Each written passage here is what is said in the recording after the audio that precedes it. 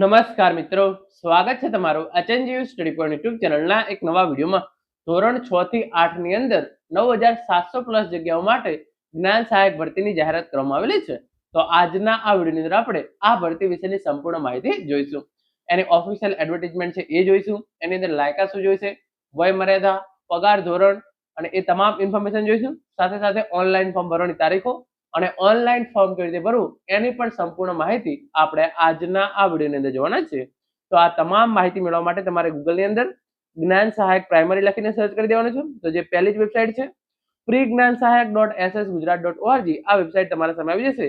જ્ઞાન સહાયક પ્રાથમિક અને માધ્યમિક. તો તમારે સિમ્પલી આ વેબસાઇટ છે એને ઓપન કરી લેવાની રહેશે.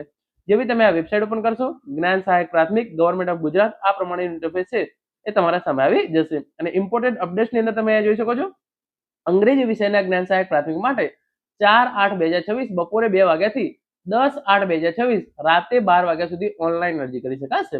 તો જે આ 9700 પ્લસ જગ્યાઓ માટે જે છે એ જ્ઞાન સહાયકની ભરતી કરવામાં આવી રહી છે એ અંગ્રેજી વિષય માટે છે. અને આની અંદર 4/8/2026 થી 10/8/2026 સુધી તમે ફોર્મ ભરી શકો છો. તો પહેલી તમે જોઈ શકો છો એડવર્ટાઇઝમેન્ટ આપવામાં આવેલી છે, તો આપણે એને જોઈ લઈએ. તો આજે શોર્ટ નોટિસ જાહેર કરવામાં આવેલી હતી એ અંગ્રેજી વિષયના જ્ઞાન સહાયક. દર મહિને તમને ₹21,000 ફિક્સ પગાર આપવામાં આવશે અને તમારી ઉંમર 48 વર્ષ કરતા વધારે હોવી જોઈએ નહીં. 4/8/2026 થી ફોર્મ ભરવાનું શરૂ થશે. 10/8/2026 ફોર્મ ભરવાની છેલ્લી તારીખ છે. 12/8/2026 ના રોજ મેરિટ લિસ્ટ જાહેર કરી દેવામાં આવશે અને 17/8/2026 ના રોજ તમારું ડોક્યુમેન્ટ વેરિફિકેશન અને શાળા પસંદગી માટે તમને બોલાવવામાં આવશે. હવે આપણે વિગતવાર જાહેરાતમાંથી જોઈએ તો તમે જોઈ શકો છો ઇન્ફોર્મેશન આપેલી છે તમામ. 11 માસ માટે કરાર આધારિત અંગ્રેજી વિષયના જ્ઞાન સહાયકની જે છે એ આ ભરતી થવા જઈ રહી છે. ફોર્મ ભરવા માટે જે છે એ તમારી શૈક્ષણિક લાયકાત હોવી જોઈએ. તો સરકારી પ્રાથમિક શાળાઓમાં અંગ્રેજી વિષયના જ્ઞાન સહાયક કરાર આધારિત ભરતી માટે ઉમેદવારે અંગ્રેજી વિષય સાથે સ્નાતક અને રાજ્ય પરીક્ષા બોર્ડ દ્વારા લેવલ ટેટ 2 પરીક્ષા ઉત્તીર્ણ થયેલી હોવી જોઈએ. ઉમેદવાર સરકારી પ્રાથમિક શાળામાં અંગ્રેજી વિષયના જ્ઞાન સહાયકની કરાર આધારિત નિમણૂક માટે ન્યૂનતમ શૈક્ષણિક લાયકાત અને વ્યવસાયિક લાયકાત છે એ ધરાવતો હોવો જોઈએ. તો તમે જે છે એ સ્નાતક કરેલો હોવો જોઈએ અને પ્લસ તમે જો બીએડ પાસ કરેલું હોય તો તમે જે છે એ આના માટે ફોર્મ ભરી શકો છો.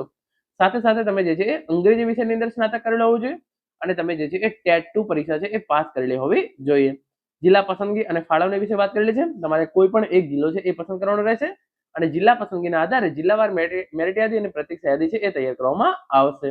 મેરિટ યાદીમાં સમાવેશ થયેલ ઉમેદવારોને જે છે એ ડોક્યુમેન્ટ વેરિફિકેશન અને સ્થળ પસંદગી માટે જવાનું રહેશે અને એના પછી તમને જે છે એ નિમણૂક આપી દેવામાં આવશે. દર મહિને તમને ₹21,000 પગાર મળવાપાત્ર રહેશે. તમારી ઉંમર 48 વર્ષ કરતા વધારે ના હોવી જોઈએ. જિલ્લાવાર જગ્યાઓની જે છે એ ઇન્ફોર્મેશન આપેલી છે, પરંતુ ટોટલ જગ્યાઓ જે છે એ 9700 પ્લસ જગ્યાઓ છે એના માટે આ ભરતી છે એ ભરતી થવા જઈ રહી છે. કરારનો સમયગાળો 11 મહિનાનો રહેશે. જો તમારી જગ્યા પર કાયમી શિક્ષક આવી જાય છે તો તમારો કરાર જે છે એ જ દિવસે પૂરો થઈ જશે. અંગ્રેજી વિષયના સ્નાતક અને રાજ્ય પરીક્ષા બોર્ડ દ્વારા લેવલ ટેટ 2 પરીક્ષા પાસ કરેલી હોવી જોઈએ. ઉંમર 48 વર્ષ કરતા વધારે ના હોવી જોઈએ. તમારી ટેટ 2 પરીક્ષાના આધારે તમારું જે છે એ મેરિટ બનાવવામાં આવશે. ₹21,000 જે છે એ તમને ફિક્સ પગાર દર મહિને આપવામાં આવશે. અંગ્રેજી વિષયના જ્ઞાન સહાયકની કામગીરીનો સમયગાળો જે છે એ 11 મહિનાનો રહેશે. 11 માસનો સમય પૂરો થતા કરાર જે છે એ આપોઆપ રદ કરી દેવામાં આવશે. તમારો જો ફરીથી કરાર કરવાનો થાય તો આ કરાર કરવાની સત્તા શાળા વ્યવસ્થાપન સમિતિ એટલે કે એસએમસી ની રહેશે અને કામકાજનો સમયગાળો જે શાળાનો સમયગાળો છે એ દરમિયાન અથવા તો જરૂર જણાય તો શાળાના સમય પછી પણ તમારે જે છે એ શાળા માટે કામ કરવાનું રહેશે. ઓનલાઈન ફોર્મ તમારે જે છે એ આ જ વેબસાઇટ પર ભરવાનું છે. આગળ હું તમને દેખાડું છું કે તમે જે છે એ તમામ ફોર્મ જે છે એ કઈ રીતે ભરી શકશો.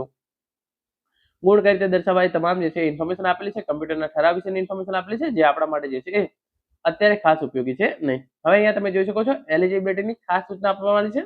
અંગ્રેજી વિષયના જ્ઞાન સહાયક યોજના પ્રાથમિક કરાર આધારિત ભરતી. અંગ્રેજી વિષયના જ્ઞાન સહાયક 11 માર્ચ માટે અંગ્રેજી વિષયના જ્ઞાન સહાયક પ્રાથમિક ભરતી માટે યાદી તેમજ પ્રતીક્ષા કરવા માટે ઠરાવની અંદર જે છે ઇન્ફોર્મેશન આપેલી છે. માત્ર અંગ્રેજી વિષયના સ્નાતક પરીક્ષા પાસ કરેલ અને રાજ્ય પરીક્ષા બોર્ડ દ્વારા કોઈ પણ વર્ષમાં લેવાયેલ ટેટ 2 પરીક્ષા પાસ કરેલ ઉમેદવારો જે છે એ અરજી કરી શકશે. તમે કોઈ પણ વર્ષની અંદર ટેટ 2 પરીક્ષા પાસ કરેલી હોય તમે આના માટે જે છે એ અરજી કરી શકશો. અને જિલ્લાવાર જગ્યાઓ આપણે જોઈ લઈએ તો તમે જોઈ શકો છો અમદાવાદ 217 જગ્યાઓ, અમરેલી 340, આણંદ 119. આ પીડીએફ તમે જે છે એ વેબસાઇટ પર જઈને જોઈ લેજો.